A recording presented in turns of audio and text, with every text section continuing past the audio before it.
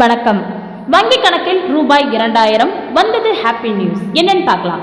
PM Kisan summon நிதி யோஜனா திட்டத்தின் கீழ் பார்த்தீங்கன்னா 20 தவணை இதுவரை செலுத்தப்பட்ட நிலையில் 21வது தவணையா 2000 ரூபாய் நாளை நவம்பர் 19 அன்று பிரதமர் மோடி அவர்கள் விடுவிக்க இருக்கிறாங்க அப்படிங்கிற மாதிரியான தகவல் வெளியாகி இருக்கு.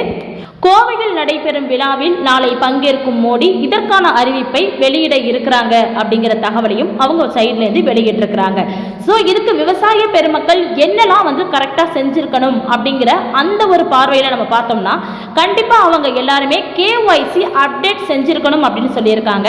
சப்போஸ் KYC அப்டேட் செய்யாததுனால கடந்த தவணையை பெற தவறியவர்களுக்கு இந்த முறை 2 தவணை தொகையாக 4000 ரூபாய் சேர்த்து வழங்கவும் ஏற்பாடு செய்துள்ளதாக தகவல் வெளியாகிருக்கு. ஓகேவா? அதாவது போன முறை KYC நீங்கள் யாரும் அப்டேட் பண்ணாமல் இருந்து உங்களுக்கு 20வது தவணை சில நபர்களுக்கு வராமல் இருந்திருக்கும். அப்படி வராத பர்சனுக்கு அந்த 20வது தவணை தொகையும் 21வது தவணை தொகையும் இரண்டும் சேர்ந்து அவர்களுடைய வங்கி கணக்கில் 4000 ரூபாயாக வரவு வைக்கப்படும் அப்படிங்கிற மாதிரி அனௌன்ஸ்மெண்ட் கொடுத்துருக்காங்க.